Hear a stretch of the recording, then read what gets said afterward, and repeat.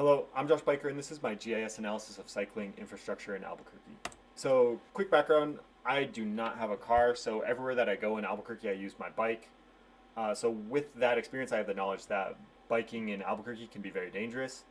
So, in Albuquerque, there's a limited amount of dedicated bike lanes and cycling infrastructure, and this often forces cyclists to share the roads with vehicles, which can lead to a lot of incidents and crashes.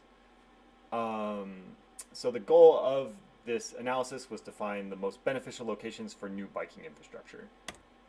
The main data sets I used for this project were a crash location map that has coordinates of all of the reported incidents, bike-related incidents in the state of New Mexico, as well as the severity of injury within each of those incidents.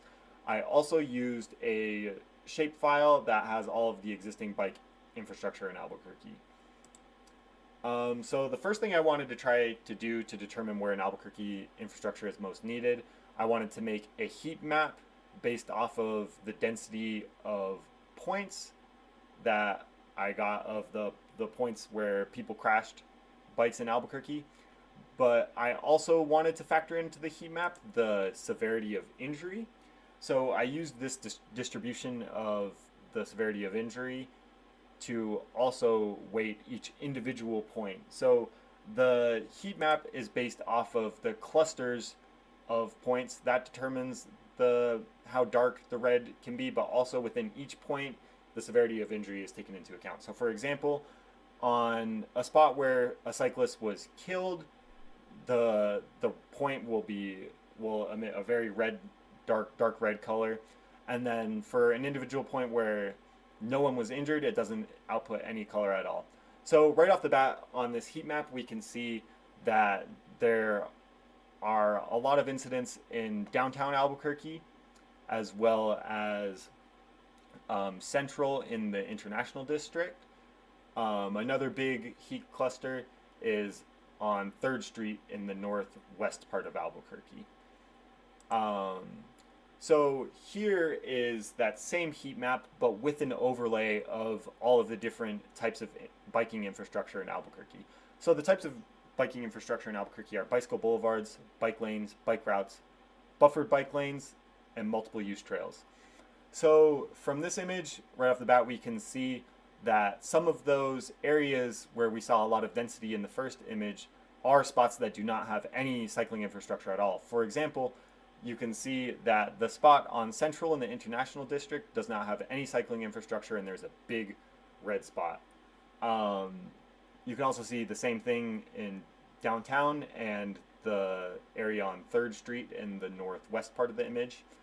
From this, you can also see that there are heat clusters on many of the different intersections.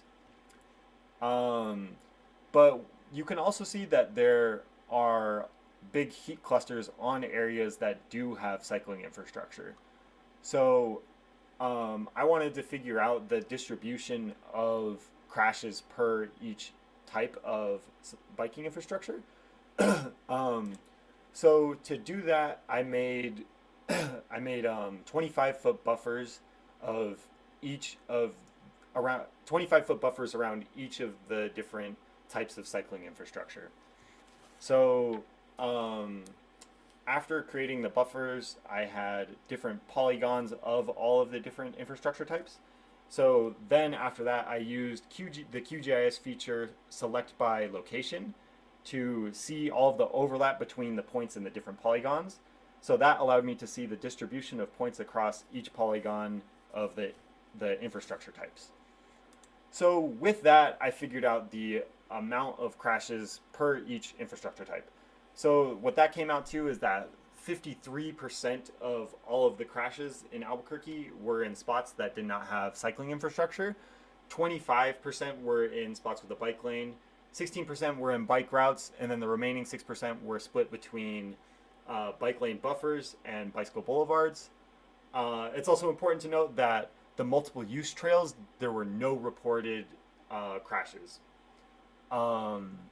So I also figured out the deaths per infrastructure type. So there were 12 deaths total Six of them were in spots that do not have any biking infrastructure. Four of them happened on bike routes, and two of them happened on bike lanes. So, some further analysis I did, I wanted to see the severity of injury depending on the spots with cycling infrastructure and without cycling infrastructure. So, in this chart breaks down the severity of injury on the spots without biking infrastructure. So we can see that 3% were roughly 3% were killed, which is pretty significant, knowing that 50% of all of the crashes were on spots with no bike infrastructure. With this, we can also see that 8% were serious injury, 40% were like minor injury, and it's also important to see that only 11% were no apparent injury.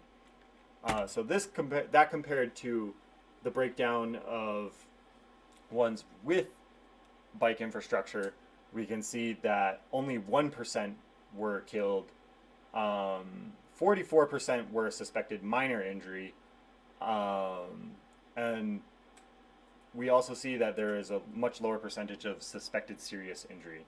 One thing I also noticed in this part of my analysis was that the severity, or like the severity of accidents on bike routes is not that much lower than having no bike infrastructure at all. So a bike route is a spot where cars and bikes share the road, but it is allowed, and there is no bike lane.